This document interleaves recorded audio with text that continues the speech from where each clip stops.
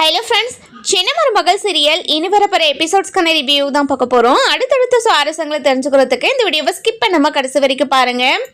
நம்ம தமிழ்ச்செல்வியை சீண்டி பார்க்கலாம் அப்படின்னு ஈஸ்வரி ஒரு வேலையை பண்ணுறாங்க. இதனால் பயங்கரமாக ஆத்திரம் அடைஞ்ச நம்ம தமிழ்ச்செல்வி கோவத்தோட இப்போது நம்ம ராஜாங்க வீட்டுக்கு போகிறாங்க. போன உடனே நம்ம ஈஸ்வரி தமிழ்ச்செல்வி வருவாங்க அப்படின்னு வெளியவே வெயிட் பண்ணிக்கிட்டு இருக்காங்க. தமிழ்ச்செல்வி வந்த உடனே என்னடி எதுக்காக வந்திருக்க அப்படின்னு சொல்லி தமிழ்ச்செல்வியை பார்த்து கேட்கவும், இங்கே பாருங்கள், நீங்கள் தேவையில்லாத வேலையை பார்த்துக்கிட்டு இருக்கீங்க, முதல்ல என்னோட குழந்தைய தூக்கிட்டு வந்து கொடுங்க அப்படின்னு சொல்லி கேட்கவும், என்னடி பண்ணுவ நீ அப்படின்னு சொல்லி கேட்கவும், எவ்வளோ பொறுமையாக பேசணுமோ அவ்வளோ பொறுமையாக பேசிக்கிட்டு இருக்கேன், என்னோட பொறுமையை நீங்கள் சோதிக்காதீங்க அப்படின்னு சொல்லவும், இங்கே பாருடி, உன்னோட 2 குழந்தைங்களும் இனிமேல் நீ பிரிஞ்சு தாட்டி இருக்க போகிற, உன்னால் என்ன பண்ண முடியுமோ பண்ணிக்கோடி அப்படின்னு சொல்லவும், நம்ம தமிழ்ச்செல்விக்கு பயங்கர கோவம் வந்து, ஏய் முதல்ல என்னோட குழந்தைய எடுத்துகிட்டு வந்து கொடுக்குறியா இல்லையாடி அப்படின்னு சொல்லிட்டு மரியாதை இல்லாமல் பேச ஆரம்பிச்சிடறாங்க.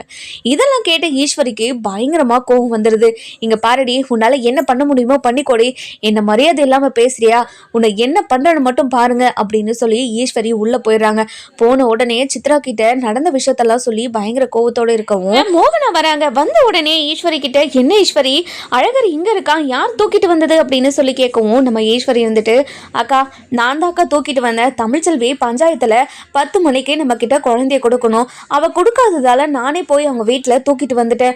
என்ன ஈஸ்வரி சொல்கிற, எதுக்காக தேவையில்லாத வேலையெல்லாம் பார்த்துக்கிட்டு இருக்க, மீனாட்சியை கொடுத்துட்டு தானே நம்ம அழகரை வாங்கிட்டு வரணும், நம்ம மீனாட்சி நம்ம கிட்ட இருக்கும்போது எதுக்காக அழகரை தூக்கிட்டு வந்த, முதல்ல போய் குழந்தைய கொடுத்துருவா அப்படின்னு மோகனா சொல்லவும், இதை கேட்ட உடனே, இல்லைக்கா நம்ம கிட்ட இருக்கிறது தான் இந்த குழந்தைக்கு நல்லதும் பாதுகாப்போம், அந்த வீட்டில் என்ன வசதி இருக்குது, இனிமேல் நம்ம வீட்டு வாசி அந்த வீட்டுக்கு போகவே கூடாது, நம்ம வீட்டில் தான் வளரணும், எவ்வளோ பிரச்சனை வந்தாலும் பார்த்துக்கலாம்க்கா அப்படின்னு சொல்லிட்டு அவங்க பாட்டுக்கு மேலே போயிடுறாங்க. இதெல்லாம் கேட்டுக்கிட்டு இருந்த நம்ம மோகனாக்கு பயங்கரமாக ஷாக் ஆகிடுது. இந்த விஷயத்த உடனே நம்ம ராஜாங்கத்துக்கிட்ட சொல்லணும் அப்படின்னு ராஜாங்கத்துக்கு கால் பண்ணி நடந்த விஷயத்தெல்லாம் சொல்கிறாங்க. இதை கேட்ட உடனே நம்ம ராஜாங்கத்துக்கும் கோவம் வருது. எதுக்காக ஈஸ்வரி இப்படியெல்லாம் பண்ணிக்கிட்டு இருக்கா, தேவையில்லாத வேலையை பண்ணிக்கிட்டு இருக்கா, இப்போ தமிழ்ச்செல்வி எவ்வளோ கோவமாக இருக்கான்னு தெரியல, நான் உடனே வரேன் அப்படின்னு சொல்லிட்டு நம்ம ராஜாங்கம் ஃபோனை வச்சுட்டு சேதுக்கிட்ட போய் நடந்த விஷயத்தெல்லாம் சொல்லிக்கிட்டு இருக்காங்க. இந்த பக்கம் பார்த்தீங்கன்னா நம்ம தமிழ்ச்செல்வி இருந்துட்டு பயங்கர கோவமா அந்த பஞ்சாயத்தில் பேசினாங்க இல்லையா, அந்த ஐயா கிட்ட போயிட்டு, இங்கே பாருங்கய்யா, நீங்கள் சொன்ன ஒரே ஒரு காரணத்துக்காக தான், உங்கள் வார்த்தையை மீறக்கூடாதுன்றது காரணத்துக்காக தான் இப்போ வரைக்கும் என்னோட குழந்தைய நாங்கள் ஒரு குழந்தைய அங்கே கொடுத்துருந்தேன், ஆனால் இதுக்கு மேலேயும் என்னோட 2 குழந்தைங்களும் அங்கே வளர என்னால் அனுமதிக்க முடியாது, என்னோட 2 குழந்தைங்களும் நீங்கள் வாங்கி கொடுக்குறீங்க, என்னம்மா பிரச்சனை, என்னம்மாச்சு, எதுக்காகம்மா இவ்வளோ கோவமாக பேசிக்கிட்டு இருக்க அப்படின்னு சொல்லி கேட்கவும், இங்கே பாருங்கய்யா, நான் இன்னைக்கு வந்து பஞ்சாயத்தில் உங்ககிட்ட நின்றேன் குழந்தைய மாத்துறதுக்காக, ஆனால் அவங்க தான் குழந்தைய கொண்டு வராமல் லேட் பண்ணிக்கிட்டு இருந்தாங்க, அதுக்கப்புறம் எங்களால் சென்னையிலேருந்து வர முடியல அப்படி இப்படின்னு ஏதேதோ காரணத்தை சொன்னாங்க, சரி நீங்களும் 2 நாள் கழித்து பேசிக்கலாம் அப்படின்னு சொன்னதுனால நான் அழகரை தூக்கிட்டு நான் எங்கள் வீட்டுக்கு போனேன். நான் போய் குளிச்சுட்டு வரத்துக்குள்ளே அந்த பெரிய வீட்டில் இருந்து வந்து அழகரை லெட்டர் எழுதி வச்சுட்டு தூக்கிட்டு போயிட்டாங்க. ஐயா என்ன நியாயம், அவங்க பண்ணுறது கொஞ்சம் கூட நியாயமே கிடையாது, அநியாயம் பண்ணிக்கிட்டு இருக்காங்க, என்னோட 2 குழந்தைங்களையும் நீங்க தான் வாங்கி கொடுக்கணும், இனிமே நீங்க தான் முடிவெடுக்கணும் அப்படின்னு சொல்லிடுறாங்க. என்னம்மா இவ்வளோ அநியாயம் பண்றாங்களா, கண்டிப்பாமா இனிமே நான் உன் பக்கம் தான்மா நிற்பேன், அவங்க ஏதோ குழந்தை பாசத்துக்காக ஏங்குறாங்களே அப்படின்றதுக்காக தான் அவங்க கிட்ட நான் ஒரு குழந்தைய கொடுக்கணுன்ற ஒரு முடிவை எடுத்தேன், ஆனா இவ்வளோ பண்றாங்க, இவ்வளோ பண்ணதுக்கு அப்புறமும் கண்டிப்பா அவங்க கிட்ட குழந்தை இருக்கிறதுல நியாயமே கிடையாதுமா, கண்டிப்பா 2 குழந்தையும் நான் உன் கையில வாங்கி கொடுக்கற வேண்டியது என்னோட பொறுப்பு, இப்பயே ராஜாங்கத்துக்கு கால் பண்ணி நான் இந்த பிரச்சனையை முடிக்க வைக்கிறேன், அவங்கள இப்போவே ஊருக்கு கிளம்ப சொல்கிறேன், நீ கவலைப்படாதமா அப்படின்னு ராஜாங்கத்துக்கு கால் பண்ணுறாங்க.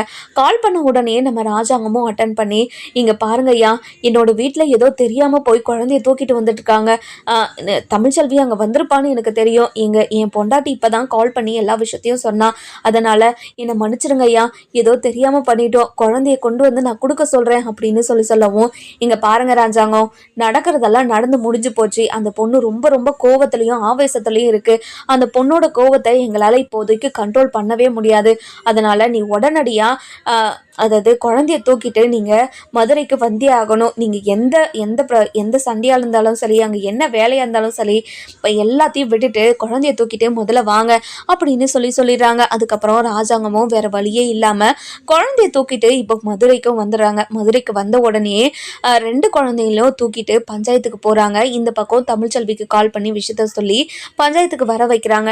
வர வச்ச உடனே இங்க பாருங்கய்யா, 2 குழந்தையும் இனிமே என்கிட்ட தான் இருக்கணும். என்னோட குழந்தைகளை யாருக்காகவும் எதுக்காகவும் நான் விட்டு கொடுக்கவே மாட்டேன். என்னோட 2 குழந்தைங்களும் பிரிஞ்சுதான் இனிமே இருக்க போறேன்னு என்கிட்டயே அந்த வீட்டுல இருக்கிறவங்க சவால் விடுறாங்க. என்ன நினைச்சுக்கிட்டு இருக்காங்க? இங்க பாருங்க மாச்சி, உங்களாலதான் இது எல்லாமே நடந்துச்சு. நீங்க மட்டும் என் குழந்தைய தூக்கிட்டு போய் அங்க கொடுக்கலனா இது எதுவுமே நடந்திருக்காது. இப்போ 2 குழந்தையுமே என்கிட்ட இருந்து பிரிக்க பாக்குறாங்க. உங்க குடும்பத்துக்கு பக்கம் இனிமே சப்போர்ட் பண்ணீங்க, அவ்வளவுதான் உங்களுக்கு அப்படின்னு ரொம்ப கோவத்தோடு தமிழ்ச்செல்வி இருந்துட்டு அம்மாச்சி கிட்ட பேசுவோம். இதெல்லாம் கேட்டுட்டு அம்மாச்சிக்கு தப்பு பண்ணிட்டோமோ அப்படின்ற எண்ணம் மனசுக்குள்ள வர தொடங்கிருச்சு. இதெல்லாம் கேட்டுக்கிட்டு இருந்த நம்ம ராஜாங்க இருந்துட்டு, இங்க பாருமா, நீ கோவப்படுறதுல நியாயம் இருக்குதா, நான் இல்லைனால சொல்லல. ஏதோ தெரியாம ஈஸ்வரி போய் குழந்தைய தூக்கிட்டு வந்திருக்கா, அதனால எங்களை எல்லாரையும் மன்னிச்சிரு. இனிமே இப்படி ஒரு விஷயம் நடக்காம நாங்க பாத்துக்கிறோம். இனிமே இந்த விஷயம் நடக்கவே தேவையில்ல. நடக்கவும் நடக்காதுன்னு நான் நம்பவும் முடியாது. அதனால என்னோட 2 குழந்தைங்களும் நானே வச்சுக்கிறேன். யாரை நம்பியும் என்னோட குழந்தைங்களை கொடுக்கணுன்ற அவசியம் கிடையாது. இங்க பாருங்க ஐயா, நீங்க எதுக்காக அமைதியாவே இருக்கீங்க? நீங்க 2 குழந்தையும் வாங்கி கொடுக்குறீங்கன்னு எனக்கு வாக்கு கொடுத்துருக்கீங்க. உங்க வாக்குப்படி என்னோட 2 குழந்தைங்களும் வாங்கி கொடுத்தீங்கன்னா நான் இங்கிருந்து கிளம்பிடுவேன் அப்படின்னு சொல்றாங்க. இதை கேட்ட ஈஸ்வரிக்கு பயங்கர சந்தோஷம். இதுக்காக தாண்டி இவ்வளோ பிரச்சனையும் பண்ண, 2 குழந்தையிலையும் நீயே தூக்கிட்டு போய் நீயே வளர்க்கணுன்றதுக்காக தாண்டி இவ்வளோ பிரச்சனையும் பண்ண, அது கரெக்டாக நல்லாவே நடந்துக்கிட்டு இருக்கு அப்படின்னு சொல்றாங்க. இதை கேட்ட சாவித்திரி இருந்துட்டு, அது எப்படி ஒரு குழந்தைய எங்களால் 2 குழந்தையுமே கொடுக்க முடியும்? எங்களால் ஒரு குழந்தைய மட்டும்தான் கொடுக்க முடியும். இங்க பாருங்க மதனி, எதுக்காக நீங்க போய் ஒரு குழந்தைய தூக்கிட்டு வந்தீங்க? எதுக்காக இப்படி ஒரு தேவையில்லாத வேலையை பார்க்குறீங்க அப்படின்னு சொல்லி ஈஸ்வரி கிட்ட கேட்கவும், நம்ம ஈஸ்வரி இருந்துட்டு, இங்க பாருங்கய்யா, 2 குழந்தையுமே அங்க இருக்கிறது பிரச்சனை தான். அங்க எந்த ஒரு வசதியுமே இல்லை. எந்த ஒரு வசதியுமே இல்லாம எங்க வீட்டு வாரிசு அங்க எப்படி வளரும்? அதனாலதான் எங்க வீட்டு வாரிசை நாங்களே தூக்கிட்டு வந்துட்டோம் அப்படின்னு சொல்றாங்க. இதை கேட்ட உடனே, இங்க பாருங்க, இதுக்கு மேல உங்களுக்கு மரியாதை கிடையாது அப்படின்னு சொல்லிட்டு ஒரு குழந்தைய தூக்கிட்டு போய் நம்ம வசந்தி கிட்ட கொடுத்துட்டு இன்னொரு குழந்தைய தூக்கிக்கிட்டு, இங்க பாருங்க, இனிமே என்னோட குழந்தைய பாக்குறேன் கீக்குறேன்னு சொல்லிட்டு யாராவது என் வீட்டு பக்கம் வந்து நின்றுட்டீங்க, அவ்வளவுதான் உங்களுக்கு மரியாதை. இங்க பாருங்கய்யா, இது வரைக்கும் உங்க மரியாதைக்காக தான் நான் பொறுமையை பேசிக்கிட்டு இருந்தேன். இதுக்கப்புறமும் நான் பொறுமையை பேசணுன்ற அவசியம் கிடையவே கிடையாது. எங்க வீட்டுல இருக்கிற வசதியை வச்சு என்னோட குழந்தைங்களை எப்படி வளர்க்கணுமோ நான் அப்படி வளர்த்துக்கிறேன் அப்படின்னு சொல்லி பயங்கர கோவமா ஆவேசமா பேசுவோம். இதை கேட்டுக்கிட்டு இருந்த நம்ம ராஜாங்கம் நம்ம ஈஸ்வரியை கன்னத்திலேயே பல்லார்னு 2 அடி அடிக்கிறாங்க. இங்க பாரு ஈஸ்வரி, நீ பண்றது மிகப்பெரிய தப்பு. முதல்ல பஞ்சாயத்துக்கிட்டையும் தமிழ்ச்செல்விக்கிட்டையும் மன்னிப்பு கேளு அப்படின்னு சொல்லவும், இங்க பாருங்க மாமா, இங்க பாரு, நீ எதுவுமே பேசக்கூடாது, முதல்ல எல்லார்கிட்டையும் மன்னிப்பு கேளு அப்படின்னு சொல்லவும், ராஜாங்க சொன்ன ஒரே ஒரு காரணத்துக்காக நம்ம ஈஸ்வரி பஞ்சாயத்துல மன்னிப்பு கேட்குறாங்க. கேட்ட உடனே தமிழ்ச்செல்வி இருந்துட்டு, இங்க பாருங்க, உங்க மன்னிப்பை யாருமே இங்க எதிர்பார்க்க கிடையாது. நீங்க யாரும் என்கிட்ட மன்னிப்பு கேட்கணுன்ற அவசியமும் கிடையாது. என்னோட குழந்தைங்களை நான் தூக்கிக்கிட்டேன்.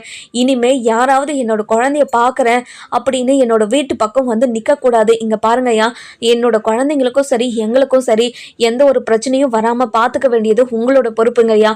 இல்லைன்னா நான் போலீஸ் ஸ்டேஷனுக்கோ கோர்ட்டுக்கோ போக வேண்டிய அவசியம் வரும் அப்படின்னு சொல்றாங்க. இங்க பாருமா, அதுக்கான அவசியம் வரவே வராது. நீ கவலையே படாதமா, கண்டிப்பா நான் இது எல்லாத்தையும் அவங்க கிட்ட சொல்லிக்கிறேன் அப்படின்னு சொல்லவும், இதை கேட்ட ராஜாங்க இருந்துட்டு, இங்க பாருங்க ஐயா, ஏதோ எங்க வீட்டுல இருக்கிறவங்க தெரியாம தப்பு பண்ணிட்டாங்க. இனிமே இப்படி ஒரு விஷயம் நடக்காதுன்னு நான் சொல்லிக்கிட்டு இருக்கேன்ல, அது எதுவுமே கேட்காம அந்த பொண்ணு பக்கமே நீங்க பேசிக்கிட்டு இருக்கீங்களே, இது நியாயமே கிடையாது. இங்க பாருங்க ஐயா, நீங்க பண்றதுதான் நியாயமே கிடையாது. நீங்க சனிக்கிழமை குழந்தைய வாங்கிட்டு போய் திங்கக்கிழமை காலையில 10 மணிக்குள்ள நீங்க குழந்தைய மாத்திக்கிறது தானே பேச்சு. அந்த பேச்சை மீறது, அந்த வாக்க மீறது, நீங்க மீறினதும் இல்லாம இன்னொரு குழந்தைய போய் அவங்க வீட்டுல அவங்க பர்மிஷனே இல்லாம தூக்கிட்டு வந்தது இன்னொரு தப்பு.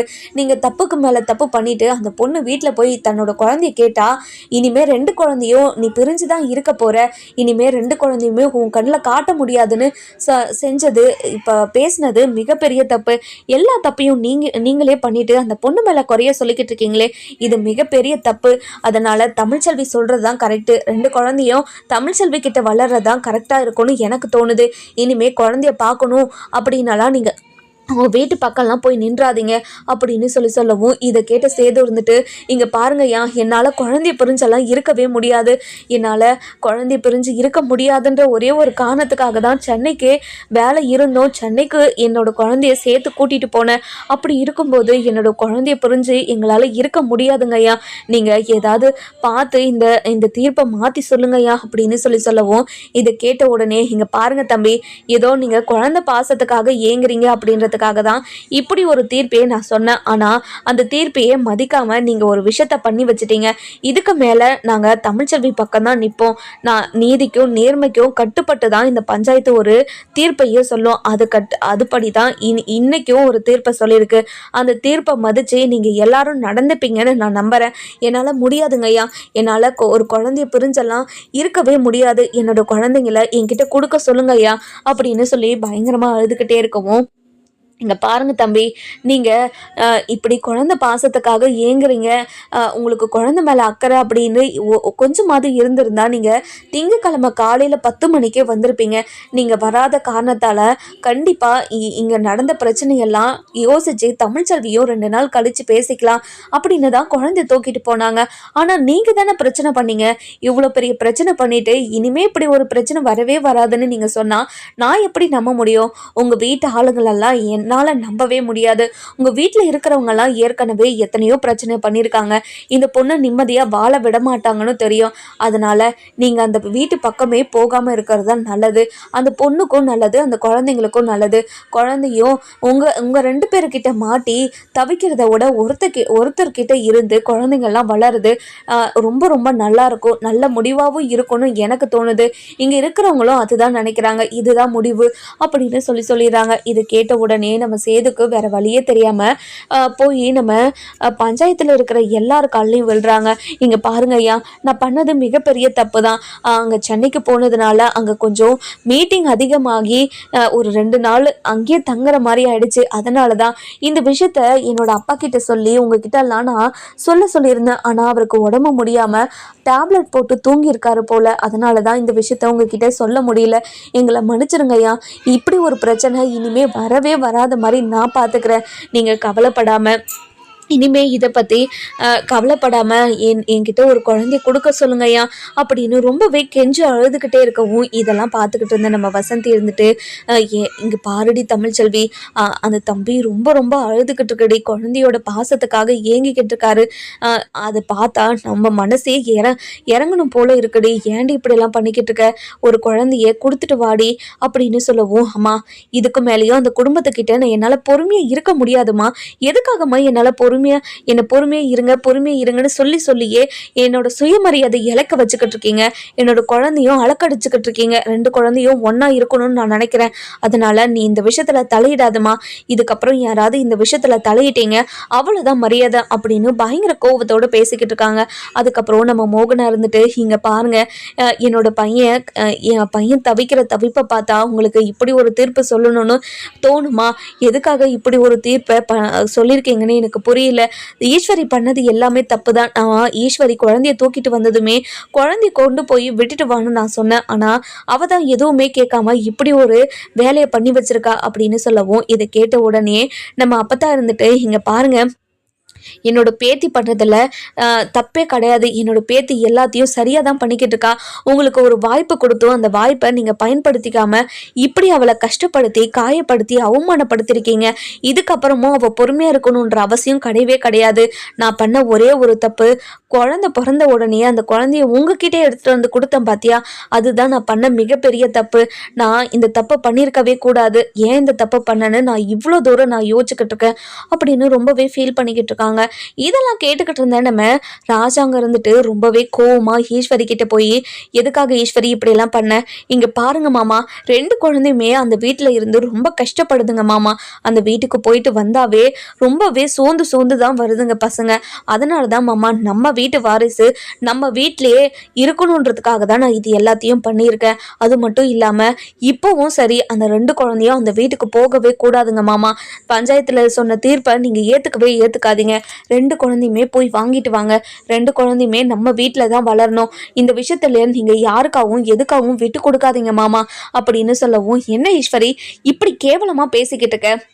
அப்படின்னு சொல்லவும் நம்ம சாவித்திரி இருந்துட்டு, இங்க பாருங்கண்ணே, இவங்களோட திட்டு என்னன்னு எனக்கு இப்பவே புரிஞ்சிருச்சுண்ணே.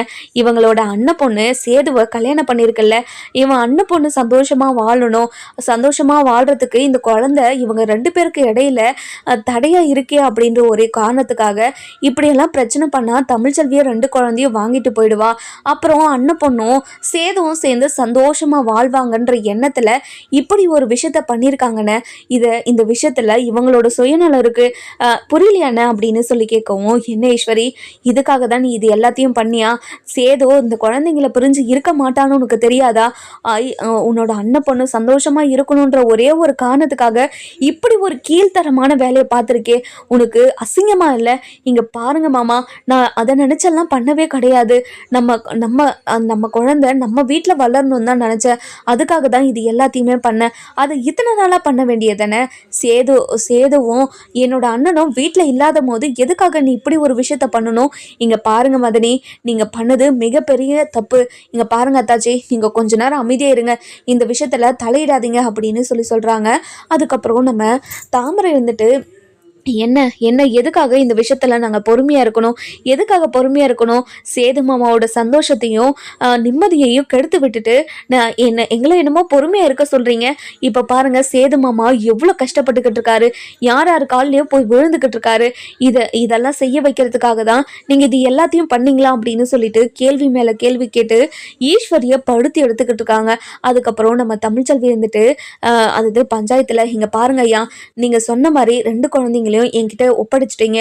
இனிமே எனக்கு எந்த ஒரு பிரச்சனையும் வராம நீங்க தான் பாத்துக்கணும். நான் கிளம்புறேங்க ஐயா அப்படின்னு சொல்லவும், இதை கேட்ட உடனே நம்ம சேதுக்கு பயங்கரமா அழுக வந்துடுது.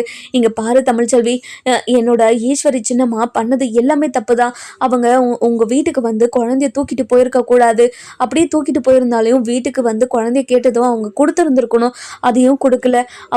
அவங்க பேசினது எல்லாமே தப்புதான். அவங்களுக்காக உன் காலில் கூட விழுந்து கூட நான் மன்னிப்பு கேட்கறேன். அதுக்காக என்னோட குழந்தைங்களை என்கிட்ட இருந்து பிரிச்சிடாத. என் குழந்தை முகத்தை பார்க்காமல என்னால் ஒரு நிமிஷம் கூட இருக்க முடியாது. என்னை மன்னிச்சிரு தமிழ்ச்செல்வி அப்படின்னு சொல்லவும், நம்ம தமிழ்ச்செல்வி எதுவுமே கண்டுக்காம அவங்க பாட்டுக்கு குழந்தைங்களை தூக்கிக்கிட்டு, பா அம்மாச்சி நீங்கள் வரதா இருந்தால் வாங்க அப்படின்னு சொல்லிட்டு எல்லாரும் கூப்பிட்டுக்கிட்டு கிளம்பிடுறாங்க. இதெல்லாம் பார்த்துக்கிட்டு இருந்தேன் நம்ம ராஜாங்க இருந்துட்டு ரொம்பவே மனசுடைஞ்சு போய், சேதோ இங்கே வாயா சேதோ அப்படின்னு சொல்லிட்டு அரவணைச்சுக்கிறாங்க. இங்கே பாரு சேதோ, நீ கவலைப்படாத, கண்டிப்பாக அந்த குழந்தைங்களை எப்படியாவது உனக்கு ஒரு குழந்தைய நான் வாங்கி கொடுக்குறேன், நீ கவலையே படாத அப்படின்னு சொல்லி போலீஸ் ஸ்டேஷனுக்கு போகலாம் அப்படின்னு சொல்கிறாங்க. இதை கேட்ட உடனே பஞ்சாயத்துலேருந்து, இங்கே பாருங்க ஐயா, பஞ்சாயத்தோட தீர்ப்பை மதிப்பீங்கன்றதுக்காக தான் பஞ்சாயத்தை கூட்டினது. இப்போ பஞ்சாயத்தை மீறி நீங்கள் போலீஸ் ஸ்டேஷன்லாம் போகிறேன்னு சொல்கிறீங்க, இது மிகப்பெரிய தப்பு அப்படின்னு சொல்லவும், இங்க பாருங்க ஐயா, எங்களால குழந்தைய பிரிஞ்செல்லாம் இருக்க முடியாது. குழந்தைய எப்படியாவது வாங்கணும்னு தான் நினைப்போம். அதனால எங்க போனா குழந்தை கிடைக்குமோ அங்க போய் எப்படியாவது எங்க குழந்தைங்கள வாங்கிக்க தானே நாங்க முயற்சி பண்ணணும். என்னோட பேரனோ பேத்தியோ இல்லாம என்னோட பையனால இருக்கவே முடியாது அப்படின்னு ரொம்ப ஃபீல் பண்ணி சொல்லிக்கிட்டு இருக்கவும், இதெல்லாம் பார்த்துக்கிட்டு இருந்த நம்ம ஐஸ்வர்யா இருந்துட்டு, என்ன ஆண்டி இதுக்காக இப்படி ஒரு விஷயத்த பண்ணீங்க? சேது மாமாக்கு குழந்தைனா எவ்வளவு பிடிக்கணும் உங்களுக்கே தெரியும்ல. அப்படி தெரிஞ்சிருந்தோம் எதுக்காக இப்படி ஒரு பிரச்சனையை நீங்க பண்ணீங்க? இங்க பாரு ஐஸ்வர்யா, உனக்காக தான் இது எல்லாத்தையுமே பண்ண. ஆனா நீ என்னடானா இப்படி பேசிக்கிட்டு இருக்க? இங்க பாருங்க, நீங்கள் இதுக்கு மேலே பேசவே பேசாதீங்க. குழந்தைய பிரிச்சுட்டா மட்டும் சேது மாமா என்கிட்ட சந்தோஷமாக பேசிடுவாரா? அவர் என்னை ஏற்றுக்கிறதுக்கு டைம் கேட்டிருக்காரு. கண்டிப்பாக ஒரு நாள் என்னை ஏற்றுப்பாருன்னு நான் நினச்சிக்கிட்டு இருந்தேன். ஆனால் நீங்கள் பண்ண வேலையால் இனிமேல் அவர் என்னை ஏற்றுக்கவே மாட்டாருன்ற எண்ணம் எனக்குள்ளே வந்துருச்சு அப்படின்னு பயங்கர கோவத்தோடு பேசிக்கிட்டு இருக்கவும், நம்ம நடேசன் இருந்துட்டு சேதுக்கிட்ட போயிட்டு, இங்கே பாரு சேது, நீ கவலைப்படாத சேது, கண்டிப்பாக குழந்தைங்கள நம்ம வாங்கிடலாம். முதல்ல போலீஸ் ஸ்டேஷனுக்கு போகலாம் வாங்க அப்படின்னு சொல்கிறாங்க. இதெல்லாம் கேட்டுக்கிட்டு இருந்த பஞ்சாயத்தில் இருந்த ஒரு ஐயா இருந்துட்டு, இங்க பாருங்க, அந்த தமிழ்ச்செல்வி பொண்ணுக்கு எந்த பிரச்சனையும் வராதுன்னு பஞ்சாயத்துல வாக்கு கொடுத்துருக்கோம். நீங்க எந்த போலீஸ் ஸ்டேஷனுக்கு போனாலையும் அந்த போலீஸ் ஸ்டேஷன்ல வந்து நாங்க பேசுவோம். நீங்க பண்ணதுதான் தப்புன்னு சொல்லிட்டு அவங்க கிட்ட நாங்க பேசுவோம்.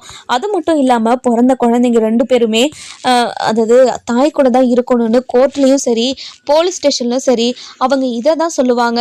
நீங்க எங்க போனாலும் உங்களுக்கு ஏத்த மாதிரி கண்டிப்பா நடக்கவும் நடக்காது.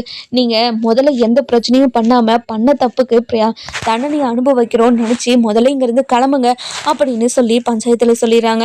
அதுக்கப்புறம் எல்லாருமே மனசு உடைஞ்சு போய் வீட்டுக்கு போகிறாங்க. வீட்டுக்கு போன உடனே நம்ம சேது பயங்கரமாக அழுதுகிட்டே இருக்காரு. சாப்பாடு தண்ணி எதுவுமே இல்லாமல் அப்படியே அழுதுகிட்டே இருக்கவும் ராஜாங்க இருந்துட்டு, சேது என்னையா சேது எதுக்காகவே இப்படி இருக்க, உன்னோட உடம்பு என்னத்துக்கே ஆகிறது, இந்த மாதிரியே இருந்துகிட்டு இருந்தா நான் என்னையா பண்ணுவேன், இங்க பாரு எப்படியாவது தமிழ்ச்செல்வி கிட்ட நாளைக்கு காலையில போய் நம்ம பேசலாம், நீ கவலைப்படாத அப்படின்னு சொல்லவும், இல்லப்பா இனிமே நான் என்கிட்ட இருந்து குழந்தைய பிரிக்கணும்னு நினைச்சிட்டாப்பா, இனிமே குழந்தைய கொடுக்கவே மாட்டா, கண்டிப்பா குழந்தைய என் கண்ணில் கூட காட்ட மாட்டாப்பா, என் குழந்தைங்களை இனிமே என்னால பார்க்க முடியாதுல்ல அப்படின்னு பயங்கரமா அழுதுகிட்டே இருக்கவும், அதுக்கப்புறம் நம்ம மோகனா இருந்துட்டு, இங்க பாரு ஈஸ்வரி, என்னோட பையன் இப்படி அழுதுகிட்டே இருக்கணும் தான் இது எல்லாத்தையுமே பண்ணியா, உனக்கு மனசாட்சின்றது ஒன்று இல்லவே இல்லையா, இங்க பாருங்கக்கா என்னக்கா எல்லாருமே ஏமேலதான் தப்பு இருக்குன்ற மாதிரி இப்போ ஏமேலையே கோவமா பேசிக்கிட்டு இருக்கீங்க, நான் என்ன தப்பு பண்ண, நம்ம வீட்டு வாரிசு நம்ம வீட்டுல இருக்கணும்னு நினைச்சது தப்பா, அதனாலதான் போய் தூக்கிட்டு வந்தேன், அவ பாட்டுக்கு என்னென்னமோ பண்ணிக்கிட்டு இருந்தா நம்ம என்ன பண்ண முடியும், இங்க பாருங்க மாமா, அந்த குழந்தைக்காக சேது எதுக்காக இவ்வளோ வருத்தப்படணும், இவ்வளோ வார்த்தையை பேசிட்டு குழந்தைங்கள தூக்கிட்டு போயிருக்கா, குழந்தைங்கள அவளே நல்லபடியாக வளர்த்துக்கிட்டோம், அந்த குழந்தைங்க நமக்கு தேவையே கிடையாது, அது மட்டும் இல்லாமல் சேதுக்கு இன்னொரு கல்யாணமும் ஆயிடுச்சு, அதனால சேதுவும் ஐஸ்வர்யாவும் சேர்ந்து வாழ்ந்து ஒரு குழந்தைய பெற்றுக்க சொல்லுங்க, அந்த குழந்தைய யாரு தூக்கிட்டு போவா, யாரும் தூக்கிட்டு போக மாட்டாங்க, யாரும் உரிமையும் கொண்டாட மாட்டாங்க, அப்படி இருக்கும்போது நீங்க எதுக்காக கவலைப்பட்டுக்கிட்டு இருக்கணும், இங்க பாரு ஐஸ்வர்யா, நீயும் சேதும் சேர்ந்து வாழ்ந்து ஒரு குழந்தைய சீக்கிரமா பெத்துக்கொடு நம்ம சேதுக்கு, அப்பதான் சேதுக்கு குழந்தை மேல இருக்கிற அந்த பாசமும் எல்லாமே ஊ மேல வரும் அப்படின்னு சொல்றாங்க. இதை கேட்ட உடனே நம்ம ஈஸ்வரி கிட்ட போயிட்டு அப்படி கழுத்து பிடிச்சிடுறாங்க.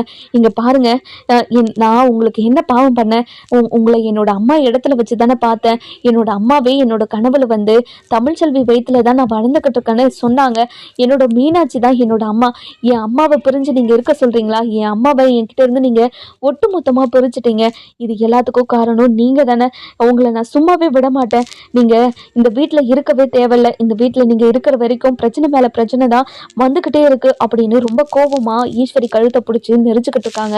நம்ம சித்ரா சேதோ என்ன சேதோ பண்ணிக்கிட்டு இருக்க, முதல்ல கையை எடுக்கிறியா இல்லையா சேதோ அப்படின்னு ரொம்ப கோபமாகவும் ஆவேசமாகவும் நம்ம சித்ரா கையை எடுத்துக்கிட்டு இருக்காங்க. அதுக்கப்புறம் எல்லாருமே பதறி போய் நம்ம சேதுவை இழுத்துட்டு வராங்க. என்ன சேது பண்ணிக்கிட்டு இருக்க நீ, இங்க பாரு சேது, நீ பண்ணிக்கிட்டு இருக்கிறது ரொம்ப தப்பு, இங்க பாருங்க என் குழந்தைங்களை என்கிட்ட இருந்து பிரிச்சதும் மிகப்பெரிய தப்பு தானே, என் குழந்தைங்களை என்கிட்ட இருந்து எதுக்காக நீங்க பிரிச்சிங்க அப்படின்னு பயங்கரமா அழுதுகிட்டே இருக்காங்க. அதுக்கப்புறம் நம்ம ராஜாங்க இங்க பாரு சேது, நாளைக்கு காலையில போய் தமிழ்ச்செல்வி கிட்ட நான் பேசுறேன்னு சொல்லியிருக்கேன்ல, எதுக்காக நீ திரும்ப திரும்ப இப்படி பண்ணிக்கிட்டு இருக்க, இங்க பாருங்கப்பா, நீங்கள் என்ன பண்ணுவீங்களோ ஏது பண்ணுவீங்களோ எனக்கு தெரியாது, ஆனால் நாளைக்கு காலையில் என்னோட அழகர் இந்த வீட்டில் இருக்கணும், இருக்கிற வரைக்கும் கண்டிப்பாக நான் எந்த ஒரு வேலையும் செய்ய மாட்டேன், சாப்பாடும் சாப்பிடவே மாட்டேன் அப்படின்னு அழுதுகிட்டே மேலே போயிடுறாங்க. போன உடனே நம்ம ஐஸ்வர்யா இங்கே பாருங்க ஆண்டி, என்ன ஆண்டி இப்படி ஒரு முட்டாள்தனமான வேலையை பண்ணி வச்சுருக்கீங்க, உங்களை எனக்காக இப்படி ஒரு விஷயத்த செய்ய சொன்னேன் நான், சேது மாமாவுக்கு குழந்தைங்கன்னா எவ்வளோ பிடிக்கும், அந்த குழந்தைங்க கூட எவ்வளோ அட்டாச்சாக இருந்தாருன்னு உங்களுக்கே தெரியும்ல, தெரிஞ்சிருந்தோம் இப்படி ஒரு காரியத்தை பண்ணியிருக்கீங்களே, இப்போ சேது மாமாவை யாரு சமாதானப்படுத்துறது சொல்லுங்க அப்படின்னு சொல்லிட்டு பயங்கர கோவமா இப்போ ரூமுக்கு போறாங்க. போன உடனே நம்ம ஐஸ்வர்யா இங்க பாருங்க மாமா, ஈஸ்வரி ஆண்டி பண்ணது எல்லாமே தப்பு தான், அதுக்காக நான் உங்ககிட்ட மன்னிப்பு கேட்டுக்கிறேன், கண்டிப்பா தமிழ்ச்செல்வி கிட்ட ராஜாங்க அங்கிள் பேசி குழந்தைய வாங்கிட்டு வருவாங்க, நீங்க வருத்தப்படாதீங்க மாமா அப்படின்னு சொல்லவும், இங்க பாரு ஐஸ்வர்யா, இதுல நீயும் பங்கு இதுல உனக்கும் பங்கு இருக்குன்னு எனக்கு தெரியும், நீங்கள் 3 பேருமா சேர்ந்து தானே என்னோட குழந்தைங்கள என்னை விட்டு பிரிச்சுட்டீங்க அப்படின்னு சொல்லி ரொம்ப கோபமாக பேசவும், இதெல்லாம் கேட்டுக்கிட்டு இருந்தேன். நம்ம ஐஸ்வர்யா ஐயோ மாமா சத்தியமாக எனக்கு தெரியாது, ஈஸ்வரி ஆண்டி இப்படியெல்லாம் பண்ணுவாங்கன்னு நான் துளி கூட எதிர்பார்க்கவே கிடையாது மாமா,